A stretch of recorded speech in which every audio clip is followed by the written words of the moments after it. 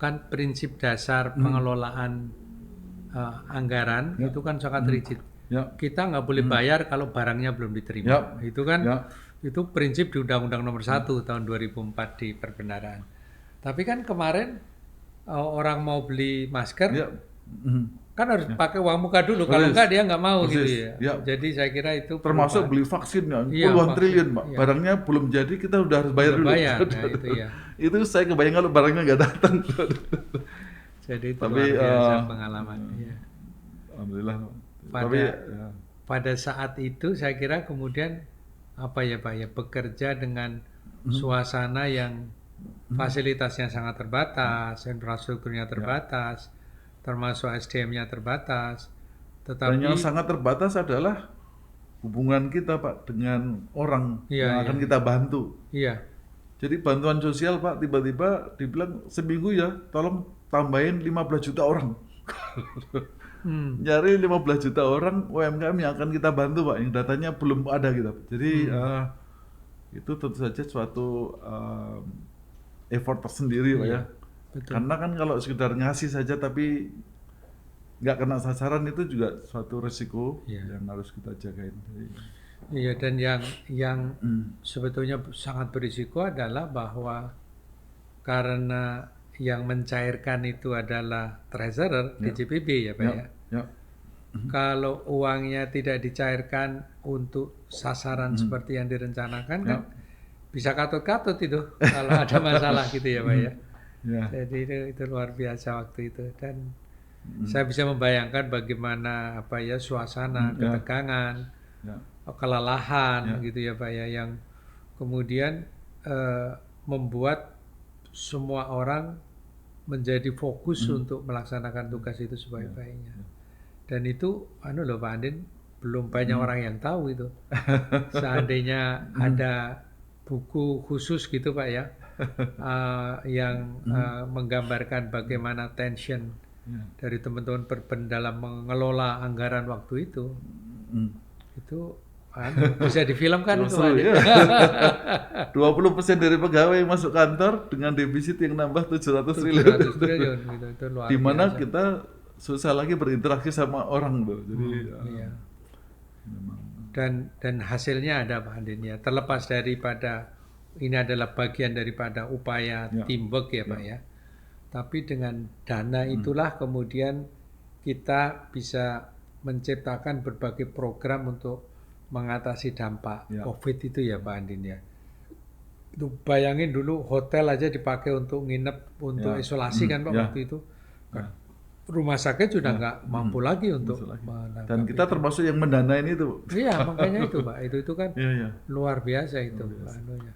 Dan memang dan hasilnya ada kan Pak. Kita termasuk sedikit dari negara-negara di dunia yang berhasil menyelamatkan negara ini dari COVID, dan One of the best Pak di dalam penanganan COVID, juga one of the best di dalam mempertahankan pertumbuhan ekonomi selama COVID. betul. Jadi ekonominya juga oke, kesehatan masyarakatnya juga terjaga dengan relatif sangat baik dibandingkan dengan berbagai negara lain. Nah, sayangnya memang kadang-kadang stakeholder tertentu gitu Pak, kelompok masyarakat tertentu kan bisanya mengkritik ya Pak Andin ya. Kok kita hanya tumbuh segitu? Dia nggak tahu kalau negara lain selama COVID itu bukan tumbuh, tapi malah nyungsep ya Pak ya, malah negatif. Bagi saya kritik-kritik itu kayak vitamin Pak, supaya kita tambah semangat gitu. Jadi bangunnya lebih semangat dulu ada kritik-kritik. Jadi terima kasih juga atas kritik-kritik. Kan memang nobody's perfect. Jadi betul. Tapi saya kira kita sangat bangga sekali Pak, orang yang tahu gitu bagaimana. Yang luar biasa memang koordinasi dan komitmen pimpinan Pak, mulai dari Bu Menteri, Pak Menko, menteri-menteri yang lain, sampai dengan ke level yang tertinggi ke Presiden pengenalan itu, koordinasi seminggu sekali dengan Menko antar menteri itu luar biasa, sehingga kita pun merasa nyaman kita ada di ruang yang relatif punya komitmen yang sangat kuat untuk keberhasilan itu. Dan saya kira mungkin ketenangan atau bahkan mungkin keberanian mengelola anggaran-anggaran yang emergensi itu cukup monumental dan dukungan legalnya sangat kuat. Kan dengan Perpu itu kan luar biasa itu. Perpu itu kan apa ya, boleh dibilang bisa dihitung dengan jari kan Perpu itu keluar Pak gitu ya. Karena kan harus syaratnya adalah situasi yang sangat luar biasa gitu ya. Alhamdulillah Darurat. Pak, dukungan DPR juga luar biasa. Nah, itu loh Pak. Langsung disetujui ini secara politis ini sangat bagus Pak. Jadi kita satu frekuensi yang sangat sama, ya betul Pak. Dan kemudian dibahas jadi undang-undang juga cukup cepat gitu. Pak Andin, tetapi saya kadang-kadang berpikir gini Pak Andin, kita ini sekarang kan masih deket-deket dengan COVID, jadi baru 2020 sampai 2023. Dan argumennya kan sangat kuat bahwa kenapa kita meningkatkan utang. Karena defisit meningkat. Dan defisit meningkat karena apa? Karena memang untuk pengatasan COVID. Sehingga banyak sekali kritisisme yang mengatakan, bahkan ada yang bilang bahwa wah, pemerintahan menggunakan utang secara ugal-ugalan, naiknya cukup besar gitu. Tapi kan itu buktinya, faktanya memang betul-betul untuk menyelamatkan kesehatan masyarakat dan ekonomi nasional kan Pak ya. Dan itu mudah-mudahan ini menjadi bagian yang penting dari sejarah kita. Cuma nanti Pak ya, kalau 5 tahun lagi, 6 tahun lagi, orang mengusik-usik itu dengan mengatakan bahwa ada suatu masa di mana utang itu sampai meningkat 1.000 triliun dalam 1 tahun gitu ya. Ya, itu kan 2020 kan hampir 1.000 triliun Pak itu. Defisitnya ya. Defisitnya. Tapi dalam konteks ini saya ingin terima kasih juga atas kerjasama yang sangat baik dengan Bank Indonesia. Karena kenaikan defisit itu bebannya ditanggung bersama, burden sharing namanya dengan Bank Indonesia, sehingga istilahnya gotong royong lah itu Bank Indonesia, sehingga bebannya ke depan atas pembayaran itu tidak setinggi dari yang kita bayangkan. Bentuknya kan itu ada sebagian daripada SBN kita yang dibeli langsung Bank Indonesia. Ya. Tapi itu kan masuk dalam Perpu ya Pak ya, dalam Undang-Undang Nomor 2 kan ya Pak ya. Ya, di dalam PP-nya kita atur juga, sama burden sharing. Karena kan aturan dasar daripada independensi waktu itu bahwa Bank Sentral nggak boleh membeli sebagai pembeli first issuance daripada SBN Pak ya. Jadi Pak Andin, itu peran serta Bank Indonesia kan sebetulnya dalam konteks membeli SBN kita dalam first issuance ya Pak. Tapi suku bunganya tetap sama atau memang berbeda Pak Andin? Ada aturan tersendiri mengenai itu. Gitu ya. Bahkan untuk yang sifatnya public goods itu ditanggung Bank Indonesia, jadi tanpa bunga. Itu namanya jadi burden sharing, membeli. Tapi bunganya ditanggung. Jadi saya kira ini, tapi saya kira banyak negara Pak ya, yang kemudian memberikan kelonggaran antara Treasury dan Central Bank ya Pak ya, untuk mengatasi COVID ya Pak ya. Di negara lain Pak, di Thailand, di berbagai negara itu bersama-sama. Jadi baik otoritas fiskal maupun moneter Pak, untuk mengoptimalkan penanganan COVID itu. Ya ini karena menyangkut nyawa ya Pak ya, nyawa dan kemudian ekonomi. Dan sekali lagi kita pun pada saat COVID pun kita harus memberikan keberpihakan pada hotel-hotel yang ada di Bali kan Pak waktu itu Pak. Saya. Jadi salah satu insentif antara lainnya itu. Jadi, karena memang tenaga kerjanya kan banyak sekali. Pengalaman yang luar biasa Pak Andin ya, barangkali ini nanti Pak Andin di belakang bisa cerita bagaimana bekerja dalam suasana tensi yang luar biasa itu ya Pak. As a leader gitu. Pak Andin kan memimpin berapa? 7.800 orang ya. 7.800 orang gitu ya. Mengelola uang 3.500 triliun coba gitu. Tensinya kayak gitu Pak. Tapi nanti kita taruh di belakang Pak Andin. Nah Pak Andin, pada saat Pak Andin di GPB juga dalam konteks memberikan kemudahan pada pembiayaan, sehingga saya pemerintah juga punya program untuk menempatkan uang-uang dari kas negara untuk bank-bank ya Pak ya. Dan itu memberikan ruang gitu bagi bank untuk mendapatkan likuiditas untuk melakukan operasi. Gimana Pak ceritanya itu, Pak? Jadi istilahnya kita satu peluru dapat lebih dari 2 burung gitu Pak ya istilahnya. Jadi kan pada saat COVID itu dunia usaha juga lagi tidak bagus. Bank pun jadi kekurangan likuiditas. Jadi akhirnya kita memutuskan kita naruh uang di bank, Pak ya, dengan bunga setengahnya, dengan bunga yang rendah karena kita juga kerjasama dengan Bank Indonesia. Oh, Ya, gitu ya. dengan bunga yang sangat murah, sehingga bank itu mempunyai tambahan likuiditas. Tapi memang tujuannya agar bank itu bisa memberikan kredit khusus kepada UMKM. Oh, khusus UMKM ya Pak Andin ya? Persis. Oh. Jadi akhirnya mereka memberikan bantuan kepada UMKM. Jadi UMKM terbantu, Pak, dengan kredit yang murah, banknya juga terbantu dari sisi likuiditas. Jadi ini sektor keuangan juga relatif menjadi tetap sehat, sektor UMKM juga dapat terbantu. Jadi dan itu sifatnya penempatan Pak atau deposito. Nah, uangnya sekarang udah kembali semuanya. Sudah kembali ya Pak ya? Ya. Oke.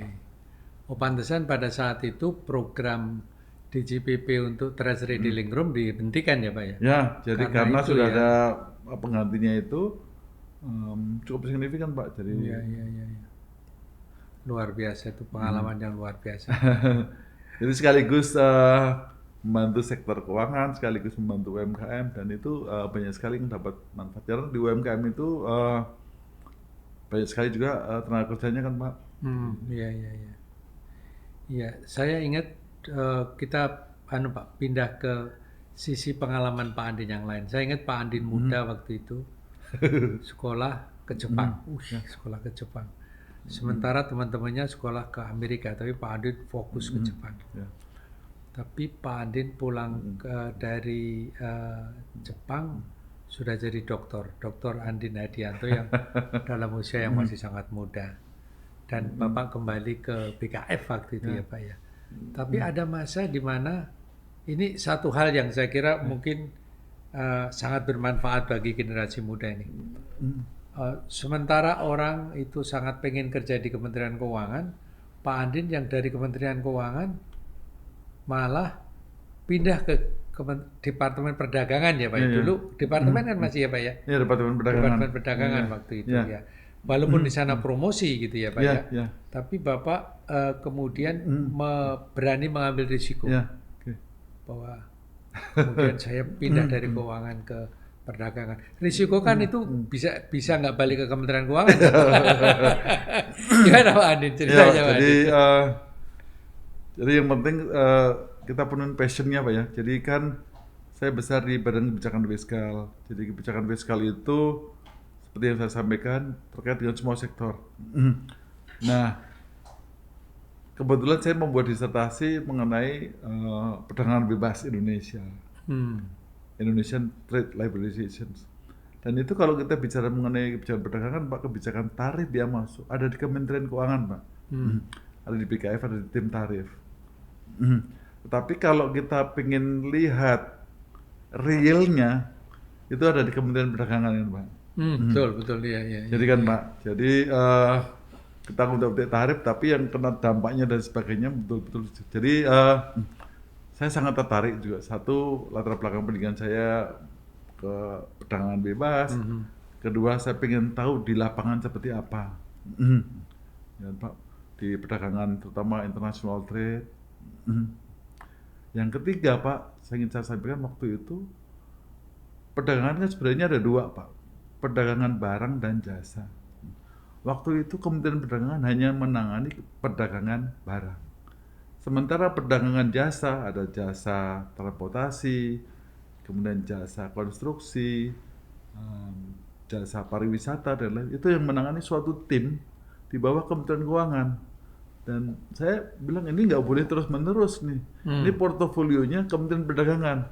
Jadi ketiga alasan tadi membuat saya punya passion untuk kebetulan ditawarin sama Ibu Mari Pangestu yang setiap minggu saya ketemu diskusi di CSIS.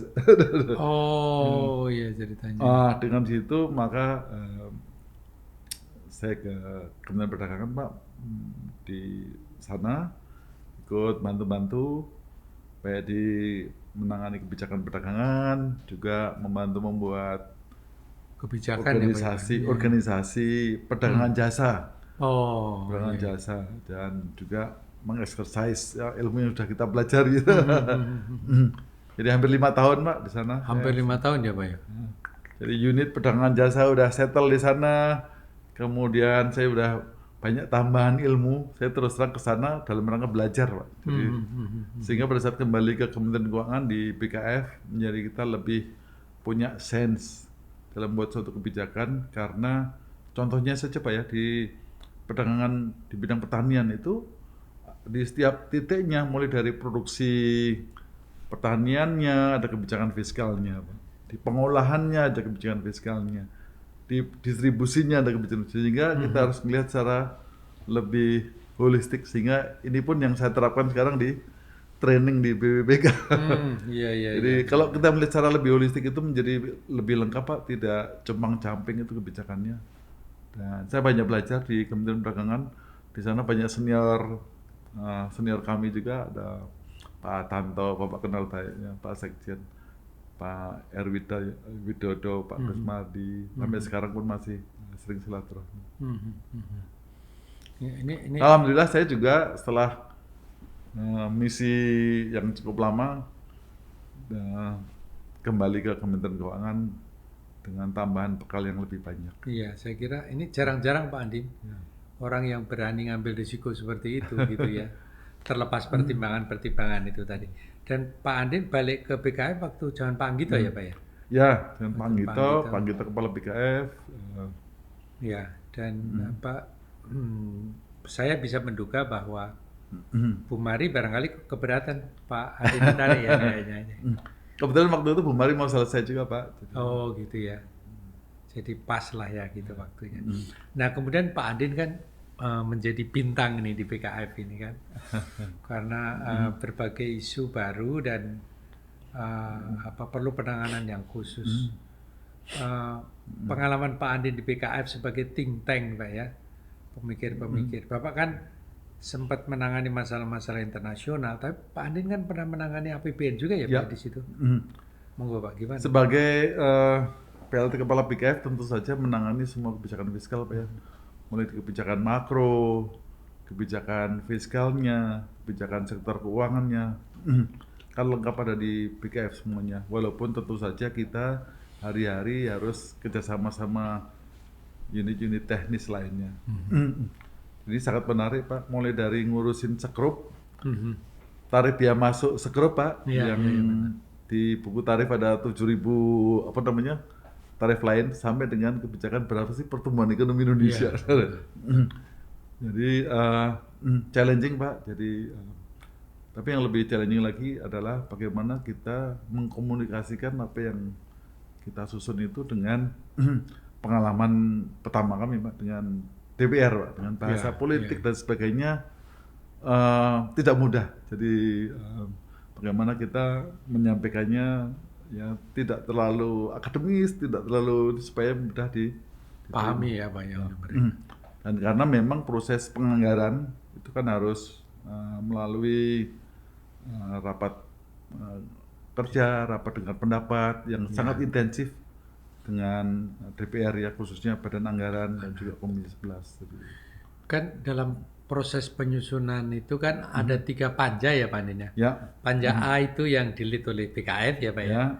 Itu bicara masalah asumsi makro, termasuk penerimaan ya kalau nggak salah ya Pak. Posturnya Pak, jadi postur APBN. Ya? Jadi mulai dari pendapatan, belanja, pembiayaan, itu kan ada menentukan berapa defisitnya, termasuk makronya. Iya di situ. Betul. Kemudian panja B-nya belanja kan belanja Pak? Itu detailnya daripada yang belanjanya. Nah, panja C, ini yang transfer ke daerah. Transfer ke daerah. Ya ini yang banyak nitty-gritty-nya ini panja C. Sama sih. Bapak pernah di Perbendaharaan, pernah di panja C saya jadi itu. Dirjen Keuangan Daerah. Apa yang masa-masa yang paling stressful. Nah Pak Andin jadi sebagai, tapi Pak Andin eh, itu kan sebagai PLT ya Pak ya, pelaksana tugas ya namanya ya Pak ya. Iya, iya. Dan tapi fungsinya kan sudah full seperti Full. kepala BKF. Ya. Berapa Dan, tahun itu Pak Andi di situ? Ya? 1,5 tahun sampai 2 tahun. 1,5 tahun ya. Cukup lama. Iya, iya, iya, iya. Merangkap staf ahli Menteri Keuangan. Staf ahli kan waktu bidang itu internasional. ya. Ya cocok lah gitu. Tetapi kemudian itulah yang kemudian kepercayaan Bu Menteri waktu itu akhirnya semakin tebal dan menugaskan Pak Andi menjadi duta Indonesia di Washington. Nah, gitu. Prosesnya gimana itu Pak Andi ceritanya? Prosesnya memang di Bank Dunia itu kan ada rotasi Pak ya. Jadi pas itu giliran Indonesia, kebetulan waktu itu juga Bu Menteri Keuangan baru kembali dari Bank Dunia ke sini. Nah kebetulan kami staf ahli ekonomi internasional, ya Pak. Jadi ya mungkin karena staf ahli ekonomi internasional itulah yang cocok untuk bekerja di Bank Dunia mewakili 11 negara. Jadi menarik. 11 negara ya Pak ya? 11 negara. Jadi itu mostly Asia ya Pak? ASEAN. Jadi ASEAN. ASEAN plus 5 yang lain Pak. Jadi ada negara-negara Pasifik, seperti Fiji, Tonga gitu. Juga ada negara Nepal Pak. Jadi, Fiji, Tonga, Samoa masuk Pak? Semua ikut Australia. Jadi kita hanya Fiji dan Tonga di Pasifik. Iya. Kemudian Nepal nggak tahu kenapa dulu masuk kita. Jadi kita mewakili dan kita bekerja di Bank Dunia di sana dengan jajaran dari berbagai negara. Asik juga. Pertama kali saya memimpin organisasi yang multi-bangsa multi country ya? Multi-country ya Pak ya? Multi countries. Iya. Dengan budaya yang berbeda-beda. Berbeda-beda itu ya. Sangat menarik. Nah. 2 tahun ya Pak Andi ya? Ya 2 tahun Pak. 2 tahun ya. Yang paling mengesankan apa Pak Andi di sana? Kan saya membayangkan Washington itu kan sentral daripada komunikasi antar bangsa ya Pak ya. Yang karakternya adalah ekonomi gitu. Karena kan di situ ada Bank Dunia, ada IMF di situ ya Pak ya. Dan rasanya hampir semua negara ada di situ kan Pak Andin ya, yang menjadi member-member dari itu ya. Dan Pak Andin harus memimpin, mewakili lah. You are representing 11 countries ya Pak ya. Yang kalau harus memperjuangkan negara kita sendiri kan jelas, tapi kalau harus memperjuangkan negara lain kan itu perlu juga di dalamnya diplomasi ya Pak Andin ya. Ini pengalaman diplomasi yang sangat baik juga Pak. Jadi, nah kebetulan saya sebelumnya di World Bank kan pernah jadi staf ahli ekonomi internasional yang menjadi deputy di G20, di ASEAN Plus 3, sudah agak terlatih lah Pak untuk jadi negosiator. Tapi di situ lebih challenging karena negosiasinya kalau di pertemuan internasional kan sekali mungkin 2-3 bulan gitu. Kali itu kan setiap minggu 2 kali. Jadi punya karakteristik masing-masing negara itu, kepentingannya berbeda-beda. Bagaimana kita capai konsensus itu suatu menurut saya jadi seni tersendiri. Bagaimana kita istilahnya menang tanpa ngasorake istilahnya. Apa namanya? Bener ya? Menang tanpa ngasorake, betul. Menang tapi tanpa membuat yang lain luka. Ya betul. Jadi perlu seni tersendiri dan itu tidak mudah dan itu menurut saya suatu pembelajaran yang luar biasa membuat kita belajar bagaimana menjadi orang yang lebih bijak. Luar biasa itu.